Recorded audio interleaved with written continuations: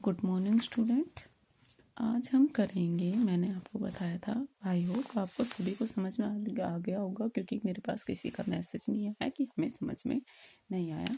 तो हमारा next topic क्या है? पिरामिड ऑफ नंबर्स, और ये भी उसी का ही लेवल है एक। ठीक है, तो जो सांख्यिकीय पिरामिड है, ये जो सांख्यिकीय पिरामिड तो आप समझते हैं ना कैसे बनता है। ये इसको क्या बोलते हैं हम? पिरामिड। ठीक है, ये क्या है आपका? पिरामिड। ठीक है, तो सांख्यिकीय जो पिरामिड है वो खाद्य श्रृंखला, जो आपको कल पढ़ाई थी, कल परसों 2 दिन से चल रहा है, खाद्य श्रृंखला के विभिन्न स्तरों पर जो पाए जाने वाले जीवों की संख्या है उसको दिखाता है वो। और कौन सी? उससे ज्योमेट्रिकल जो पद्धति होती है, ज्यामितीय जो पद्धति होती है उसको। ठीक है, ये क्या है? इसका बेस है। और इस पर कौन होते हैं? उत्पादक। कल भी बताया था कि पेड़ पौधे कहाँ होते हैं? सबसे पहले स्तर पर। तो पिरामिड का जो सांख्यिकीय पिरामिड है, इसके आधार पर क्या होते हैं? उत्पादक। पेड़ पौधे क्या है? हमारे उत्पादक है। ठीक है, और इनकी संख्या क्या होती है? सबसे ज्यादा होती है। ये बात भी आपको कल बताई थी कि पेड़ पौधे किसकी संख्या में हो सकते हैं? हजारों की संख्या में हो सकते हैं। ठीक है, इसके बाद जो सेकंड लेवल आता है, ठीक है, इस पर पहली श्रेणी के उपभोक्ता आते हैं और इनकी संख्या क्या होती है? जैसे इनकी 1000 है तो इनकी क्या आएगी? 100। और देखो इनमें कितना डिफरेंस है। तो इनकी संख्या में तेजी से क्या आती है? कमी आती है। और जैसे जैसे हम पिरामिड के शीर्ष पर पहुंचते हैं, इनमें आ गया 10, यहाँ, तो जैसे जैसे हम शीर्ष पर पहुंचते हैं तो उनकी संख्या क्या होती चली जाती है? न्यूनतम होती चली जाती है। ठीक है, इसको ऐसे समझिएगा इस डायग्राम के थ्रू। ये आपका एक पिरामिड है। ठीक है,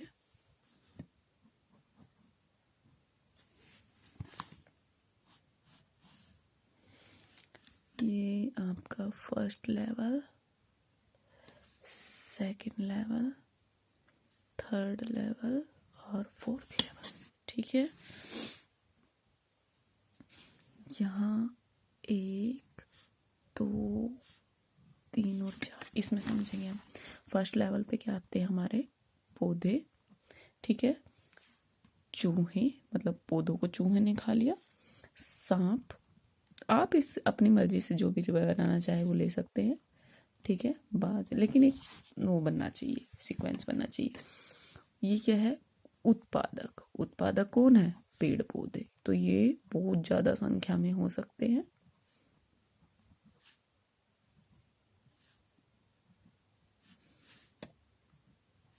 आप बना सकते हैं, मेरी ड्राइंग थोड़ी। ठीक है, फिर कौन आता है? शाकाहारी। और शाकाहारी कौन है? चूहे हैं। तो यहाँ आपको चूहे बना देने। ठीक है, मुझे थोड़ा सा चूहा बनाने की कोशिश करती हूँ, ऐसे आता नहीं है ज़्यादा खास। ठीक है, ये चूहा है। ये चूहे आप 2-4 बना देना। फिर आता है मांसाहारी। मांसाहारी कौन है? सांप है। ठीक है, तो सांप, सांप कैसे बनेगा भाई? ये सांप गया, ऐसे ही होता है ना सांप। ये सांप बन गया।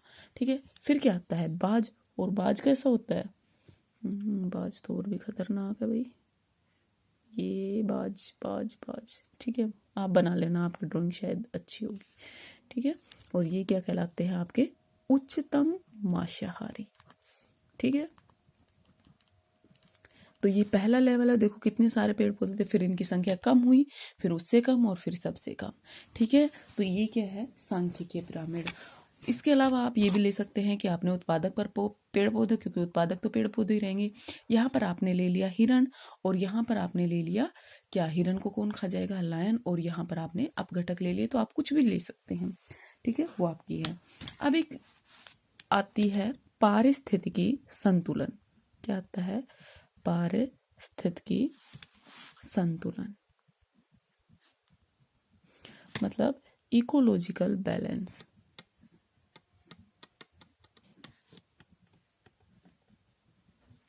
ठीक है, इकोलॉजिकल जो बैलेंस है ये सबसे मेन होता है किसी भी पारिस्थितिकी तंत्र में। किसी भी पारिस्थितिकी तंत्र की जो प्राकृतिक अवस्था है, जो फर्स्ट अवस्था होती है, उसमें विविध चक्र और ऊर्जा प्रवाह में पूरा सामंजस्य होता है। ठीक है, जिससे एक मतलब डायनामिक जो बैलेंस है, गतिशील जो बैलेंस है, वो स्थापित हो जाता है। और इसे क्या बोलते हैं हम? पारिस्थितिकी संतुलन। क्या बोलते हैं इसको हम? Ecological balance. संतुलन की जो ये दशा होती है, इसमें विभिन्न प्रकार के जो उपभोक्ता होते हैं, जीव जंतु जो होते हैं, इनकी सापेक्षिक संख्या इस तरह से निश्चित होती है कि किसी भी जीव के लिए खाद्य पदार्थ की कमी नहीं होती। क्योंकि देखिए पेड़ पौधे बहुत है और ये इनको खा रहे हैं, तो इनके लिए कोई कमी नहीं है।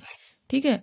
छोटे और कमजोर जो जीव होते हैं, जो प्राथमिक उपभोक्ता की श्रेणी में जो आते हैं, तो इनको कम जरूरत के कारण इनकी संख्या क्या होती है? ज्यादा होती है। और इनकी प्रजनन दर, आपने देखा होगा चूहे एक बार में बहुत सारे बच्चे दे देते हैं, तो इनकी प्रजनन दर भी क्या होती है? तीव्र होती है। जैसे ही हम बड़े लेवल पर गए, अर्थात द्वितीय स्तर पर या तृतीय स्तर पर जाते हैं, तो जो उपभोक्ता है इनकी संख्या क्या होती जाती है? कम होती जाती है और इनकी प्रजनन दर भी कम होती है। ठीक है। जब भी किसी पारिस्थितिकी तंत्र में विभिन्न प्रकार के प्राणी जो होते हैं, इनकी सापेक्ष संख्या जो होती है उनमें अंतर आ जाता है।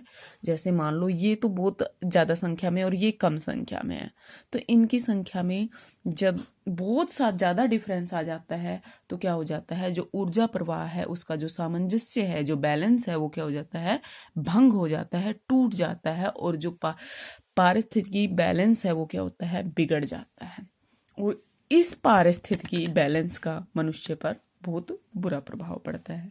फॉर एग्जाम्पल आप देखिए, ये तो आप मान लो ये पेड़ पौधे थे, ये थे हजारों की संख्या में।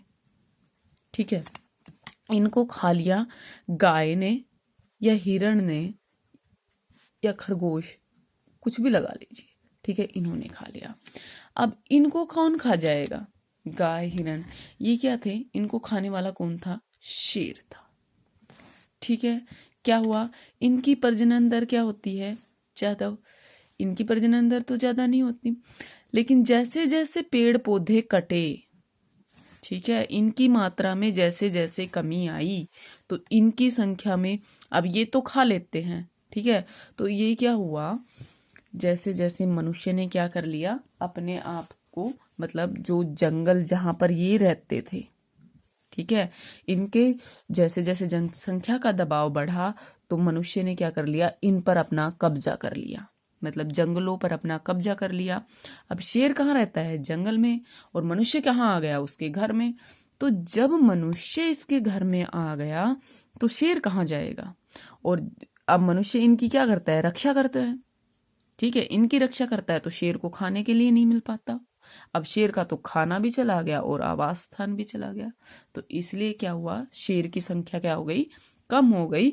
और जबकि ये जो संख्या आप देखोगे कि आज के टाइम पे गाय की, मैं ये नहीं कहती हिरण की संख्या, क्योंकि हिरण की संख्या कम होने का कारण भी ये है कि मनुष्य ने, उस हिरण भी तो यहीं रहता था, उसके आवास पर भी उसने कब्जा कर लिया, और जब तक हिरण थे शेर को अपना मिलता गया। लेकिन गायों की संख्या आप देखिए कितनी बढ़ गई है, आपको जगह जगह पर गाय देखने को मिल जाएगी। ठीक है। ऐसा नहीं है कि ये भी मरते हैं, वो भी एक अलग से कारण है, क्योंकि अब इनके लिए भी स्पेस नहीं बचा है। मनुष्य बहुत ही लालची प्राणी है। ठीक है। उसने किसी को नहीं छोड़ा है। ठीक है। घास खा ली भेड़ कर, मतलब बकरी ने खा ली, बकरी को उसने खा लिया। किसने खा लिया? शेर ने खा लिया। और मनुष्य तो क्या है? सर्वाहारी, ये सब कुछ खा जाता है। ठीक है। तो ऐसे क्या होता है, और इससे हमारा जो बैलेंस है वो बिगड़ता है, जो इकोलॉजिकल बैलेंस है वो बिगड़ जाता है। ठीक है। समझ में आया? ठीक है। आगे हम करते हैं कल। ठीक है। Thank you.